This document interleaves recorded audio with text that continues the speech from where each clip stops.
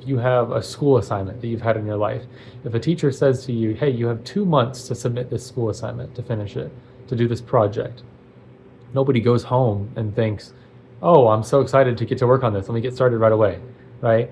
If you have 2 months to do the school assignment, you don't go home that day of finding out about it and get to work on it. Most people, what you probably do is you wait until the last week, or for some people, the last day, to actually, turn that in. And so the point I'm making here is a lot of times we say, God, you're calling me to move or act, but I want more information, right? Like, God, yeah, I hear you're calling me to this, but I would be better equipped if I had more information. So God, why don't you answer these questions and give me more information so I'll be better equipped for that? And God's response is no, because he knows what's best. It's actually what is best for you to not have all the information. The reason being is that if God told you, hey, Jesus is coming back 10 years from now, you'd say, oh, okay, well, I'm going to play it safe with my friends for 9 years. And then in that last year, I'm really going to push and try to, invite them to come to church with me and meet Jesus and show that in my life more. But I'm going to play it safe for those 9 years until that deadline. Whereas that is not the life Jesus is calling you to live. And that would actually be more harmful for you yourself to live or think that way. Even in that scenario, you aren't promised to have tomorrow, or that your friends will live to see tomorrow, and everything is chaotic. They might move away, or whatever it is. And so Jesus's final command to the disciples was that they were his witnesses, and that they should go and be his witnesses to all of the world, essentially, as he gets to these bigger and bigger spheres of saying that.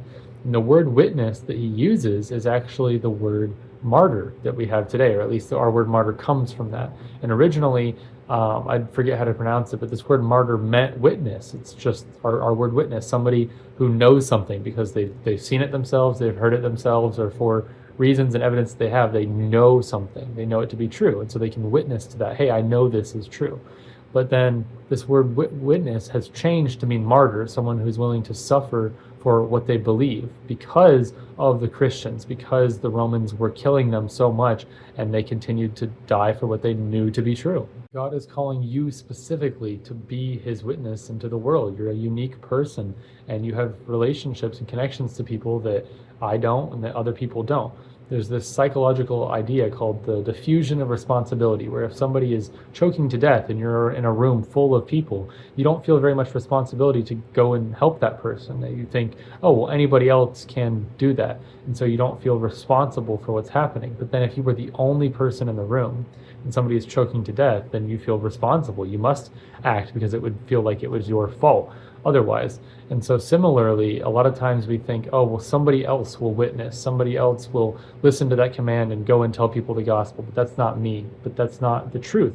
God has specific people in your life that he is trying to use you specifically for, and only he can save people, but it does require your action and your surrender and your willingness to say, God, what do you want? Because what you want is best. So are you willing in that sense?